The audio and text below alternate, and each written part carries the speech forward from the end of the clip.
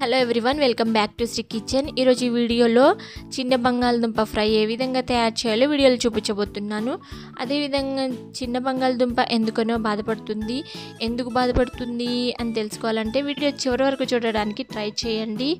అదేవిధంగా ప్రతి వంటకం గురించి అయితే హెల్త్ బెనిఫిట్స్ చెప్తాను, కానీ ఈ బంగాళదుంపల గురించి చెప్పడానికి పెద్దగా ఆరోగ్య ప్రయోజనాలు ఏమీ లేవు. కానీ మన వంటింట్లో తప్పకుండా ఆనియన్స్తో పాటు బంగాళదుంపలు అనేవి మన ఇంట్లో తప్పనిసరిగా ఉంటాయి. ఏ కూరగాయలు లేకపోయినా ఒక బంగాళదుంపలు ఉంటే ఆ రోజు గడిచిపోతుంది. అదేవిధంగా ఎక్కువ రోజులు ఇది స్టోర్ అవుతుంది. మన ఫ్రిడ్జ్లో పెట్టకుండా బయట ఉంచినా సరే ఈ బంగాళదుంపలు అనేవి పాడవకుండా ఉంటాయి.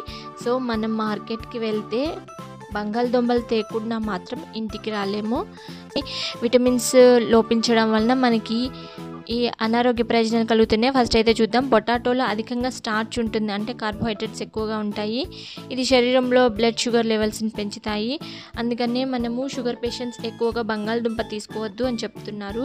ఇందులో ఫైబర్ కంటెంట్ కూడా చాలా తక్కువగా ఉంటుంది, ఎందుకంటే మనం పొటాటోలోని పీల్ ఆఫ్ చేసి వండుకుంటాము. సో దానివలన ఫైబర్ అనేది కూడా తగ్గిపోతుంది. ఫైబర్ లేకుండా తింటే జీర్ణ సమస్యలు, బరువు పెరగడానికి కూడా అవకాశం ఉంటుంది. ఇంకా బంగాళదుంప అంత టేస్టీగా ఉండదు.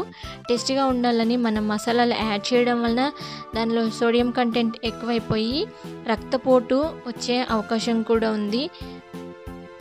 అందుకనే మనము బంగాళదుంపల్ని ఎంత తక్కువ తీసుకుంటే అన్ని ఆరోగ్య ప్రయోజనాలు కలుగుతాయి. పిల్లలు ఎక్కువగా చిప్స్ ఇవి కూడా బంగాళదుంపలతో తయారు చేసినవి తీసుకోవడం వలన కూడా అనారోగ్య ప్రయోజనాలు కలుగుతాయి. ఫస్ట్ అయితే మనము ఈ పొటాటోని ఎంత తక్కువగా వినియోగించుకుంటే అన్ని ఆరోగ్య ప్రయోజనాలు కలుగుతాయి. వీక్లీ వన్స్ మాత్రమే యూజ్ చేసేలాగా ఈ పొటాటో బంగాళదుంపల్ని తీసుకోవచ్చు. ఇప్పుడైతే స్టోరీ చూద్దాం. ఫస్ట్ అయితే చిన్న బంగాళదుంప ఎందుకు బాధపడుతుంది అని చెప్పాను కదా, ఇప్పుడైతే ఆ స్టోరీ విందాము. చాలా బాగుంటుంది, ఇంట్రెస్టింగ్గా. మీరు కూడా చూడండి ఫ్రెండ్స్.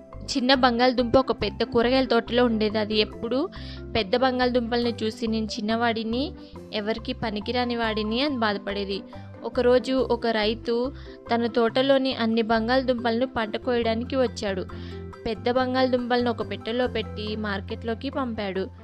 చిన్న బంగాళదుంప మాత్రం నన్ను ఎవరు తీసుకోవట్లేదు, నేను వృధా అని దిగులుగా అనుకుంది. ఇప్పుడు ఆశ్చర్యకరమైన విషయం ఒకటి జరిగింది. ఒక చిన్న పిల్లవాడు ఆ బేబీ పొటాటోని తీసుకొని చూసి, ఇది చాలా చిన్నగా ముద్దుగా ఉంది, దీన్ని తీసుకెళ్ళి అమ్మకి ఇస్తాను అని వాళ్ళ మమ్మీకి ఇచ్చాడు. వాళ్ళ మమ్మీ రుచికరంగా వంట చేసింది ఆ బేబీ పొటాటోలతో. ఇంట్లో అందరూ దీన్ని తిని ఎంతో టేస్టీగా ఉంది అని అనుకున్నారు. అప్పుడు చిన్న బంగాళదుంప చాలా సంతోషపడింది. నాకు కూడా విలువ ఉంది, చిన్నదాని అన్నప్పటికీ నేను ఎంతో ఉపయోగపడగలను అనుకుంది. ఈ స్టోరీ ద్వారా మనకి ఏం చెప్తుంది? బంగాళదుంప అంటే పెద్దదా చిన్నదా అనే తేడా కాదు, నిజమైన విలువ నీ కృషితో నిరూపించుకోవాలి అని ఈ స్టోరీ ద్వారా మనకి తెలుస్తుంది. అయితే ఈ రెసిపీని ఏ విధంగా తయారు చేయాలో చూద్దాము. ఫస్ట్ అయితే బేబీ పొటాటోస్ని 1 kg వరకు తీసుకొని వాటర్ వేసుకోవాలి. వాటర్లో సాల్ట్ వేసుకొని 3 విజిల్స్ వచ్చే వరకు ఉడికించుకోవాలి. స్టవ్ ఆఫ్ చేసుకొని బేబీ పొటాటోస్ పూర్తిగా చల్లారిన తర్వాత దానిపైన ఉన్న పొట్టు తీసేసుకోవాలి. ఇప్పుడు ఒక కళాయి తీసుకొని అందులో ఆయిల్ వేసుకొని, ఆయిల్ హీట్ అయ్యాక మనం తొక్క తీసేసుకున్న బేబీ పొటాటోస్ని ఎర్రగా వేగే వరకు వేయించుకొని పక్కకు తీసుకోవాలి. ఇప్పుడు అదే ఆయిల్లో ఆనియన్ పేస్ట్ వేసుకోవాలి. అదే ఆయిల్లో ఒక 2 ఆనియన్స్ అయితే సరిపోతుంది, కట్ చేసి చిన్న ముక్కలుగా మిక్సీ జార్లో వేసుకోవాలి. ఇలా అల్లం పేస్ట్, ఆనియన్ పేస్ట్ 2 పచ్చివాసన పోయే వరకు వేయించుకోవాలి. ఆనియన్ పేస్ట్ని అయితే పచ్చివాసన పోయే వరకు వేయించుకోవాలి. ఇప్పుడు ఆయిల్ కొంచెం బయటకు వస్తున్నప్పుడు ఒక 2.5 స్పూన్స్ వరకు సాల్ట్ వేసుకున్నాం. మనం 1 kg వరకు బేబీ పొటాటో తీసుకున్నాం కదా, దానికి సరిపోను అయితే 2.5 స్పూన్స్ అయితే సరిపోతుంది. ఆల్రెడీ మన కుక్కర్లో బేబీ పొటాటోలో కొంచెం సాల్ట్ వేసాము. సో మనం తినేటప్పుడు బేబీ పొటాటో కూడా సాల్టీగా టేస్టీగా ఉంటుంది. ఈ విధంగా ఎర్రగా అయితే వేయించుకోవాలి. మనం ఇలా చిరిపినప్పుడు కొంచెం క్రిస్పీగా సాఫ్ట్గా ఉంటాయి బేబీ పొటాటో అనేది. పూర్తిగా మగ్గిపోయిన తర్వాత అల్లం పేస్ట్ని పూర్తిగా పచ్చివాసన పోయే వరకు తిప్పుతూ ఉండాలి.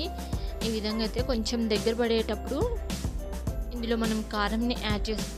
ఇంతకుముందు మనం ప్రిపేర్ చేసుకున్న గరం మసాలా, దాల్చిన చెక్క, లవంగాలు, జీలకర్ర, ధనియాలు, వెల్లుల్లి రెబ్బలు కలిపి మిక్సీ జార్లో పట్టుకున్నాం కదా, గరం మసాలాని అయితే ఒక 2 టేబుల్ స్పూన్స్ వరకు వేసుకొని తిప్పుకోవాలి. ఇలా ఒక 5 మినిట్స్ తిప్పుకున్న తర్వాత గ్రేవీ అంతా దగ్గర పడిన తర్వాత కొత్తిమీరని యాడ్ చేసుకొని మనం ఇప్పుడు వేయించి పక్కన పెట్టుకున్న చిన్న బంగాళదుంపలు యాడ్ చేసుకోవాలి. ఈ మసాలా మొత్తం ఆ చిన్న బంగాళదుంపలకి అప్లై అయ్యేలాగా తిప్పుతూ ఉండాలి. సిమ్లో పెట్టుకొని ఒక 5 మినిట్స్ వరకు స్టవ్ మీద ఇలానే ఉంచేసి తిప్పుతూ ఉండాలి. స్టవ్ ఆఫ్ చేసుకొని మూత పెట్టుకోవడమే. అంతా ఒక 10 మినిట్స్లో సర్వ్ చేసుకోవచ్చు. అంతే ఫ్రెండ్స్, ఎంతో టేస్టీ అయిన టొమాటో ఫ్రై రెడీ. ఈ వీడియో నచ్చినట్టయితే లైక్ చేయండి. Please subscribe my channel. Thank you.